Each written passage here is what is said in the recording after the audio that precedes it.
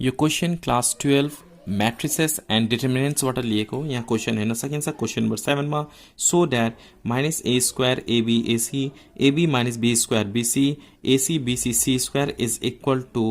4a square b square c square हामीलाई के गर्नु पर्यो प्रूफ गर्नुपर्ने and you will score 5 marks from here so first of all we have to take LHS अब यहाँ हेर्न सकिन्छ सुरुमा LHS लिने र हामीलाई के प्रूफ गर्नुपर्ने 4a square b square c square so let's take here LHS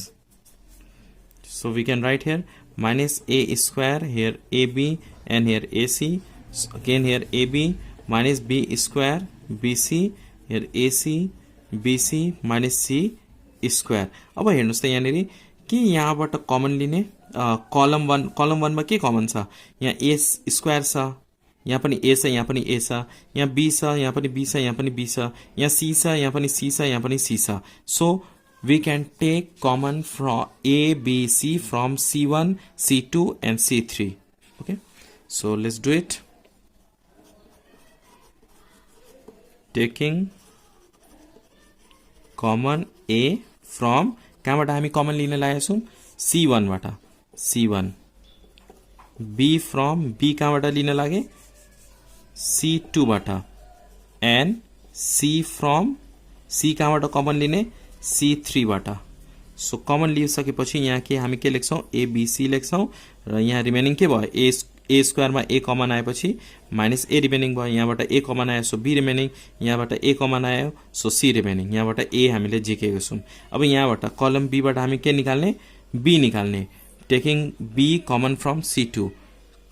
so what we have to write here a यहाँबाट b कमन आयो सो माइनस b यहाँबाट b कमन आयो so c remaining okay Now C3 बाट के common लिने यहाँ C3 बाट C common लिने so what is remaining A यहाँनेरि B and here minus C okay up to here now फेरि हेर्न सकिन्छ यहाँ रो मा यहाँ पनि A छ यहाँ पनि B छ यहाँ पनि C छ so रो बाट पनि हामी कमन लिन सक्छौं so what we can write here taking common A from कहाँबाट A कमन लिने R1 बाट कमन लिने B from B कहाँबाट लिने R2 बाट लिने R2 and C from R3 बाट के गर्ने C कमन लिने now ABC अलरेडी सधैँ छ फेरि ABC हामीले कमन लिएको छौं यहाँबाट A कमन रो 1 बाट R1 बाट A कमन आएको छ सो -1 यहाँ 1 अनि 1 त्यसपछि यहाँबाट B कमन आयो सो 1 -1 1 त्यसपछि यहाँबाट C कमन आयो 1 1 minus 1 okay अब के गर्ने this to multiply we can write here a square b square c square अब RHS एकपल्ट हेर्नुस् यहाँ के छ हामीलाई के प्रूफ गर्नुपर्ने 4a square b square c square a square b square c square आको छ अब कुनै पनि दुईटा एलिमेन्ट्स के गर्ने रोमा नभए कलममा के गर्ने 0 बनाउने रोमा 0 बनाउँदा पनि भयो कलममा 0 बनाउँदा पनि हुन्छ एज योर विश अब हेर्नुस् मैले चाहिँ यहाँ दुईटा कलम एड गरे भने दुईटा एलिमेन्ट्स 0 आउँछ यो हेर्न सकिन्छ यो दुईटा -1 + 1 यो दुईटा एड गर्दा के आयो यहाँ 0 आयो यो दुईटा पनि एड गर्दाखेरि 0 आउँछ यो दुईटा एड गर्दा के आउँछ 2 आउँछ let's do it what we are going to do C1 tends to C1 + C2 C1 new C1 कस्तो हुन्छ C1 र C2 एड गरेर हुन्छ सो -1 + 1 here 1 plus -1 अनि यो दुईटा एड गर्ने 1 + 1 कलम 2 कलम 3 सेम टु सेम राख्ने 1 -1 1 1 1 -1